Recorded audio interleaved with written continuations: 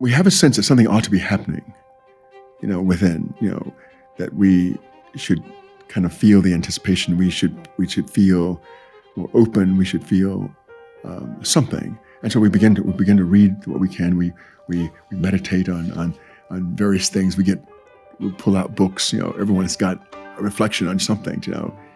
And one of those things are helpful. There's nothing like the silence, though, because what we need to be taught, and what needs to happen within us, only God can do. Only the Spirit can do that. Hello and welcome to Chat CTK, a podcast exploring life and faith at Christ the King Catholic Church in Nashville, Tennessee. I'm your host, John Stotts, Director of Adult Faith Formation here at CTK. In episode 10, I'm joined by Father Dexter Brewer, pastor of Christ the King Catholic Church, to talk about the season of Advent. We discuss Christmas lights, the liturgical significance of light and silence, and the art of doing less, not more, in our spiritual lives.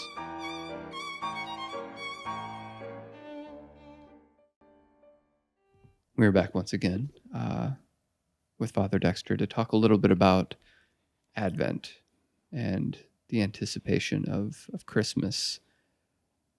I think I've heard over and over from people who visit the church, Christ the King, there's always something about the space that captivates people, that captures them. And it can happen, in June when we're in ordinary time or during Lent, but especially during Advent. When people walk in this space, they notice that there's something different about the feeling of being in a church. Sometimes people say it just feels like church, whatever that can mean. Or sometimes people remark on the silence or the very high ceiling. When you think about Advent and you give the instructions to all of your people to decorate for Advent, what are you going for? What is the feeling that you want the space to convey? I think first and foremost, I want, and I think I want the community to feel a silence, the silence of waiting that comes from waiting. So in the space we try to keep it simple. It's not as simple as Lent, but still it's if the space is too busy, then of course it interferes with the silence that we're trying to create. So the Advent candle in the middle of the church kind of strike as like we have the Paschal candle at Easter. Simple decorations around the altar. There's more space too, even in the liturgy itself. There's more silence. I want to create a kind of darkness too, because this time of year, it is the darkest time of year. The days are shorter, the light is shorter, and we're moving, hopefully, toward that time when the light will begin to return.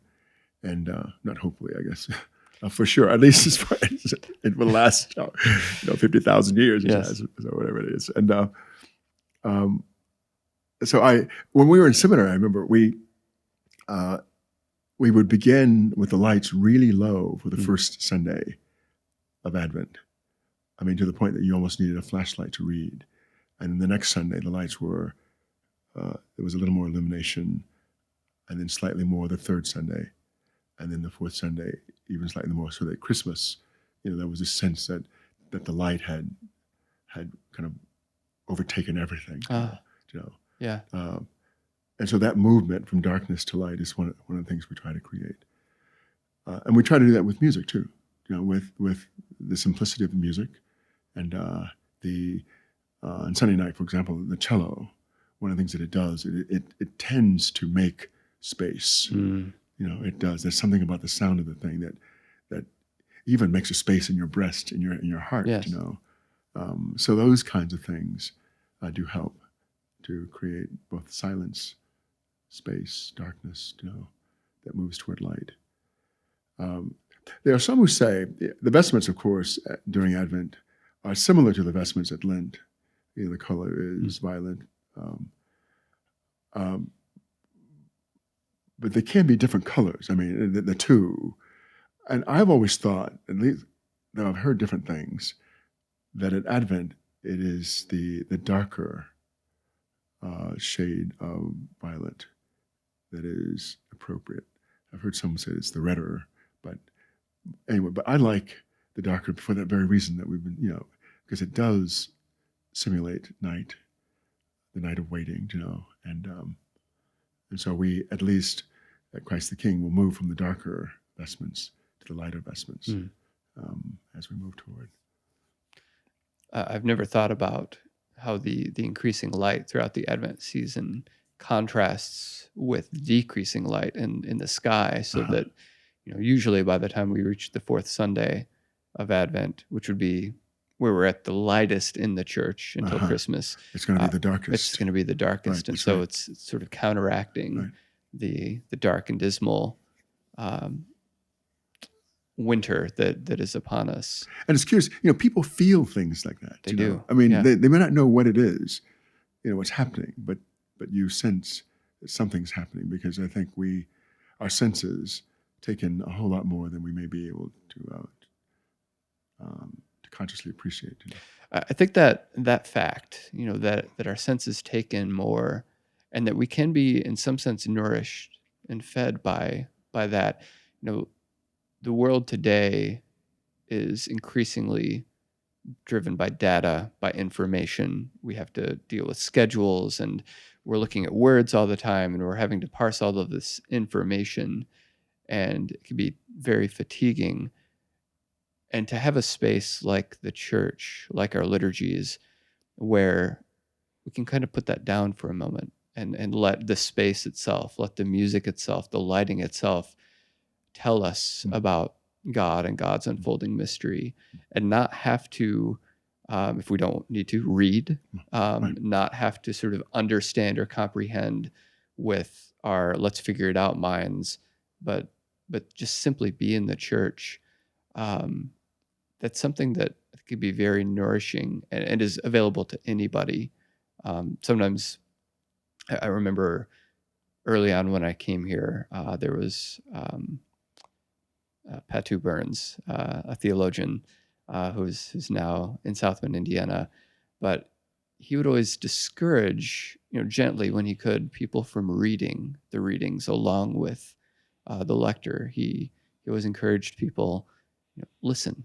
You need to listen to this. The gospel, these readings are meant to be proclaimed, and I understand the desire to read, and I do it too. But there is something about putting the book down and giving our eyes a rest from taking in more information and simply dwelling and hearing what we hear.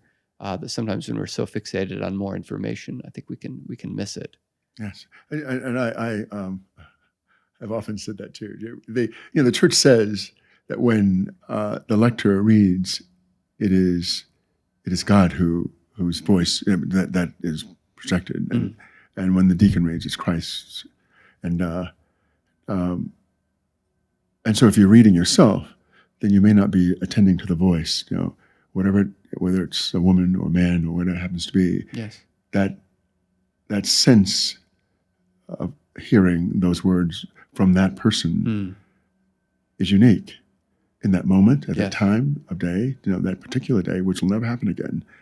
And so it is the case, I think, that under those circumstances, God is saying something very particular to me through that voice. Yes. The way that it strikes me. And so if I'm attending to something else, I may not be as attentive to that voice as I should be. Indeed.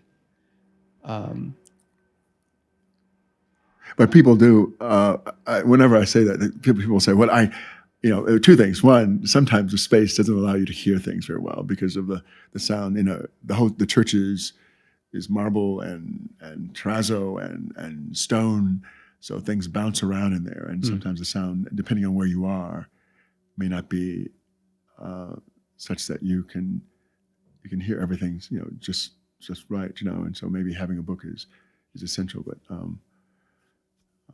Anyway, it's one of the problems that we deal with.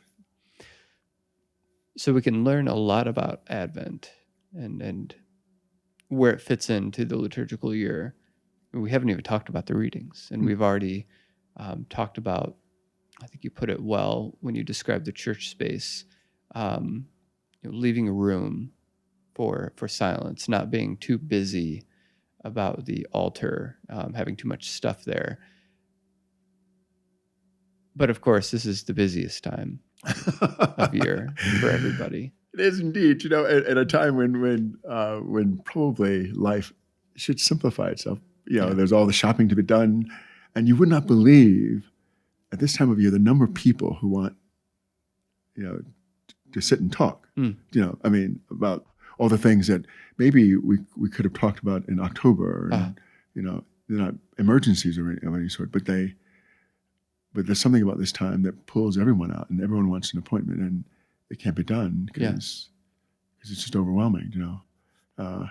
What do you think it is that draws people in the post-Halloween, pre-Christmas time to bring their stuff, to want to sift through this? Some of it's as the year itself comes to an end, even though it's the beginning of our liturgical year, the calendar year is coming to an end. There's something about the darkness. I think there is a natural silence that comes over people this time of year within, which moves them to reflect on things and stuff that that in the light they were so busy there was no time for it. And so now all those things kind of come to the surface, and I've got to talk about it. But it's the busiest time of year, and with all the things that we have going on, so, how many parties do we have this time of year? Everyone has a party going on, and anyway, it's just kind of what happens. And this has been commented on, and will continue to be talked about in some church circles. How in sort of the civil calendar and the commercial calendar, we're already doing Christmas. We've got all the lights up, and we're doing the parties. All the festivities here, in contrast to Advent, which is more about quiet and lack of business, but then it almost reverses, so that by the time we get to Christmas Day and the season itself, most of us are partied out. We're exhausted. The presents have been given. The parties are done. There's going to be the one final hurrah for New Year's, but the time after Christmas Day tends to be a time of recovery. And it's a strange flip-flopping where, the church wants us to be celebrating, but we're all far too tired. Recovery is the right word. Right. Really. It's curious. Some years ago, I was not a fan of decorating for Christmas before, a certain time of year, before the middle of December, for example, because it seemed to rush things, and it seemed to overshadow Advent, a time for waiting for Christmas to come, in my young years. But then as I got older, it occurred to me that the lights and things that we, in our homes, and the trees that we put up, that, while they are a sign of the lights among us and Christmas among us, I think they are kind of Advent symbols too. They're a summons, kind of a prayer, and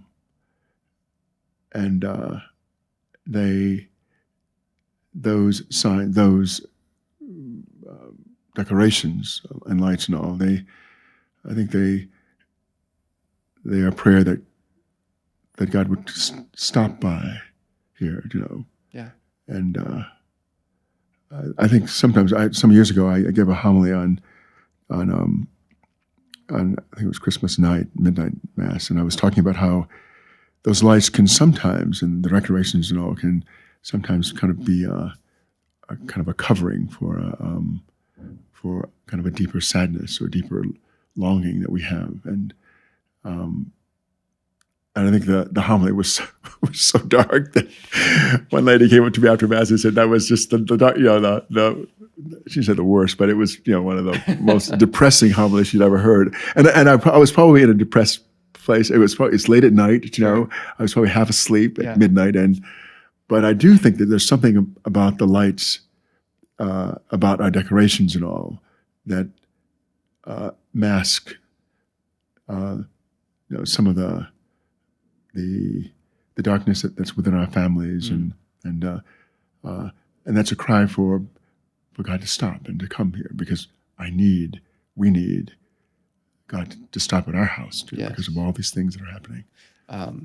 Speaking of masks, I think we saw during the pandemic, I remember how early people put up Christmas decorations. Yes. And we all knew it, that we'd had such a hard time that we just had to get out those lights and put them up as soon as possible. This, right? And it's a prayer, right? It is a prayer. Right. Did your family decorate with lights and things? We did. We did. But we always did it pretty late, Yeah. So the tree would go up close to Christmas Day. Yeah, not earlier. And my grandma, I remember, she would decorate a little earlier. It was always nice going to her house because she had a wreath on her door. It was one of those old, crinkly wreaths that she had for like 600 years, with a candle in the middle. And then she had candles in the windows and all kinds of things around the house. And it was always kind of a Christmassy house. Her house was an old house. Yes, I feel. But we did as well. We decorated. Gifts didn't go under trees though until the night of Christmas, until Christmas Eve. They were all hidden. Yes, until Christmas Eve. Well, it can be dangerous to put them out too early, depending on your siblings. I know, and there were a lot of us. So. Early on in my adulthood, when I had gotten married, I was more of a stickler for sort of the Catholic way of doing things, wanting to wait to put up the tree, wait to put up the decorations, because there's a way that we do things. But then as kids came into the picture and I began to see the magic of it and how lights enchant the house and the decorations and just the act of putting them out, it is a prayer that children intuitively want to participate in. I slowly began to crack, the Grinchy heart in my chest. And so now, first Sunday of Advent, we get the tree and we start putting, and there's still a gradual putting up of things just to help us to savor it a little bit. But there's a rhythm that you just have to learn about what you need, what those around you need from these prayers. And there's probably an extreme. There's probably too much. I've seen some of those yards already where there's just too much. But we need to have enough to sustain us in terms of the season. When I sit upstairs, we have a sitting room, and there's a tree there that's decorated in blue and gold for all of you domers out there. When I sit in that room in the dark with the tree on, it creates a kind of silence. There's something about it, and that's the only decoration in the room. There are a few other little things, but it's really the tree with the blue and gold decorations and the lights. It is kind of Advent. Yes, the waiting. This creates something in me, a space. Yes. So. Well, and that's another way in which we're a very noisy culture, and not just in terms of the volume of sound, but light. Lights tend to be on everywhere, and they're very bright. And there's something about the light of a candle, or the dim lights of a Christmas tree, or even the right warm lighting that I sometimes fear that we're losing the ability to pay attention to how it makes us feel.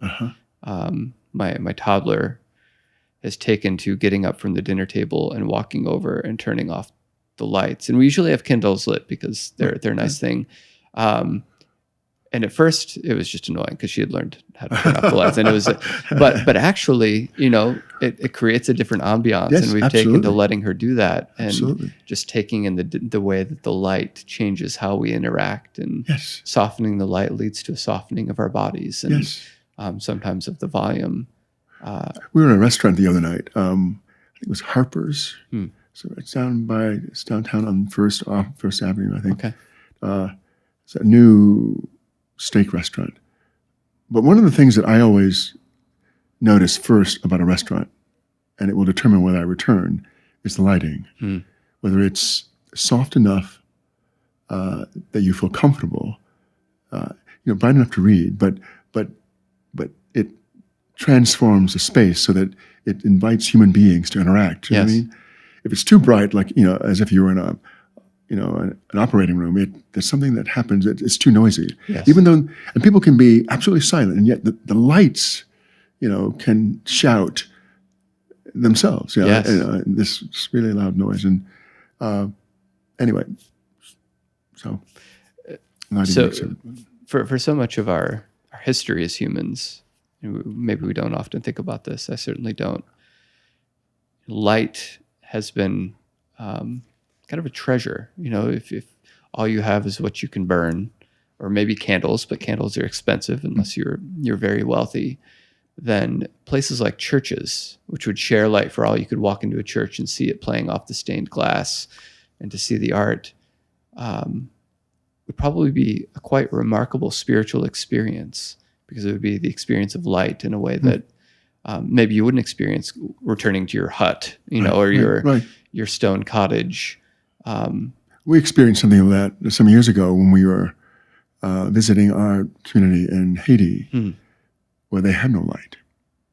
They had no candles. Okay, because they can't. I mean, candles are nice, but you have to be able to afford them over and over and over again. It's not like they're. So one evening, when we left the Paris house where the priest lived, we were driving back to our hotel, and it was pitch dark. I mean, you could see nothing except for the light of our car. And along the sides of the roads, people were walking, in this pitch darkness because they had no light, not even a candle. So in situations like that, you can see just how important a little bit of light is, a candle, which I find extraordinary. I burst into tears because it just seemed so overwhelming for us who have light everywhere. Right. And so it really is no big deal.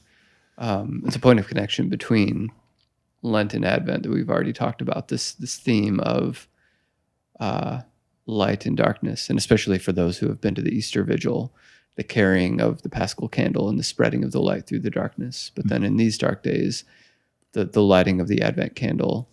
One by one. Yes. Right. That allows us to see whatever it is that we need to see. But without that light, we're simply in darkness. We're sort of groping around, stumbling around, and not able to see the beauty of the world and to be restful. Because if there's too much light, then we can't be restful. As you've described the restaurant experience, it's too busy. But if we're in darkness, then there's nothing to do. That's right. So finding the sources of light would seem to be one of these recurring themes of Advent. So we light a candle each Sunday to begin the week. One is rose color. Why is that? That would be, I always get these mixed up between Lent and Advent. It's Gaudete Sunday in Advent, correct? Mm-hmm. Rejoice. Rejoice. Right. From usually it's the first reading, right? I would assume, just looking at the symbolism, that this is about light. So we're lighting a rose color, which is a lightened version of the violet or the purple. And I assume that we're anticipating the joys of Christmas and lighting this on the fourth Sunday of Advent. Is that correct? What? I'm sorry? Gaudete Sunday is the fourth Sunday. Or is it the third Sunday? Third of it. There's only 4 Sundays. Right. And then the fourth one is always the reading that Mary is conceived. You see that in both Advent and Lent, as you pointed out. It is the fourth Sunday in Lent, third Sunday in I Advent. think, right. Yeah. And I always thought that, as you said, it's Laudate, I think, and then Gaudete Sundays. Is that right? Gaudete, I think, is in Advent. Advent, right. And then Laudate is in Lent. Yeah. It reminds me that even as we wait for these great events, whether it be Christ coming to the world, becoming one of us at Christmas, or the Paschal mystery, that I think that Sunday always reminds us that it's already happened. Yes. You know, I mean, we're living in, we're waiting for it, but it's already here. And it seemed to me that it was kind of the wisdom of the church that even in the middle of Lent, for example, that you don't get too bogged down on fasting and all those things, right? Because Christ is, these things have been done. Anyway, when it comes around, it always moves me on the inside. I have not yet found a vestment that was suitable for it. So I know priests do wear pink. I don't think pink is the right color. Okay. It is rose, but it's got to be a deep, kind of rich rose color, and I haven't found it yet in my 34 years of priesthood. Oh man, I know. Okay, well you have some years yet to find this deep rose. Oh my gosh, that's a difficult color to do. It is to do well because it needs to be solemn. Yeah. Back to what you said about that Christ is already born, Christ is already present. There can be a way of looking at the liturgical year like we're pretending as though Jesus hasn't been born and sort of waiting with the wise men and Mary, and that can have some value. Or in Lent, we can pretend like Jesus is about to die. But I do think, as you said, the church always reminds us that these mysteries have already been accomplished, that Christ has been born and somehow is being born among us right now. And there is a future tense as well, that Christ will be fully born hopefully into the world, into our hearts.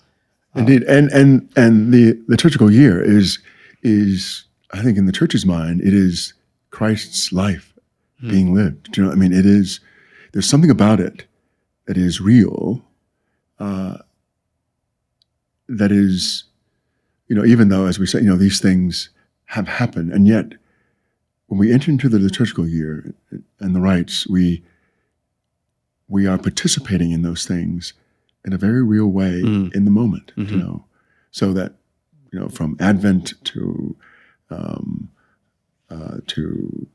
Lent, to Christmas, to Lent, to Easter, and then the ordinary time, all of it is really kind of in a real way his life. Yes. So, and this is for us, right? It is for our benefit to celebrate these things, to see these cycles.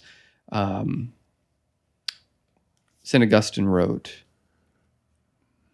"What does it avail me that this birth is always happening, if it does not happen in me?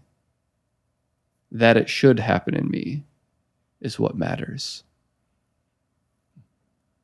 What does it avail me that this birth, that is Christ's birth, is always happening, if it does not happen in me? That it should happen in me is what matters. Sometimes with all the pageantry, as we anticipate Christmas, and as we think about the historical figures that are so important to our faith, John the Baptist, Mary, Joseph, the wise men, baby Jesus, there could be a way in which we fixate so heavily on what did happen that maybe we're not allowing it to happen within us right now. And the other difficulty that I see sometimes with these feasts, these great seasons like Advent and Lent, especially as we prepare for those great seasons of Christmas and Easter, is that we have a sense that something ought to be happening, within, that we should kind of feel the anticipation. We should feel more open. We should feel something, and so we begin to read what we can. We meditate on various things. We pull out books. Everyone's got a reflection on something. And while those things are helpful, I think it goes back to what we were saying at the very beginning of this talk. That is, there's nothing like the silence, though, because what we need to be taught, and what needs to happen within us, only God can do. Only the Spirit can do that. So our business is not to be so caught up on the outside with taking in information or busy finding books and things that might help us to do Advent. Yes. But rather our business is to enter into a space that allows us to receive I think what the Spirit needs us to receive. And sometimes we don't even know what that is. We think it's one thing, and quite frankly, it's something very, very different. Um, It's sometimes the hardest kind of prayer. And I think that Mary is a key figure here because yes. the mystery of the incarnation happens in emptiness. It happens in a womb, which is an empty place, a Right. silent place. And in Mary's case, as the story says, it's a place where nothing should be happening, Right. a desert. Right. And yet, the most miraculous thing happens. Carol Houselander, a writer from the last century, I think once compared the incarnation happening to the playing of a flute. It is a hollowed out reed or a pipe, and magic happens in the emptiness of it. It's contained, but air has to flow, and Mary is like this. Her emptiness allows God to do something new. And I think, if I hear you correctly, the hardest thing to do in Advent, or these times where we're wanting God to do something, is to do nothing at all. Right. And that requires hope. It requires space. And I think it requires no small amount of courage to put everything down and to create some spaces, because we don't know what God might do. Do you say Merry Christmas before the 25th? Yes. You do? I do. Okay. I do. I mean, I usually say Happy Christmas, Yes. which means, when it comes, Yes. especially for those who I won't see Yes. at that time of year. We should say Holy Advent, right? Holy Advent. I like Happy Christmas. Again, these things have already happened. We're carrying on in the fashion of Ebenezer Scrooge. We're keeping Christmas alive in our hearts the whole year long. So we're carrying on the joys of last year's Christmas and wishing those and anticipating. So a happy Christmas to you. Thank you. Thank you.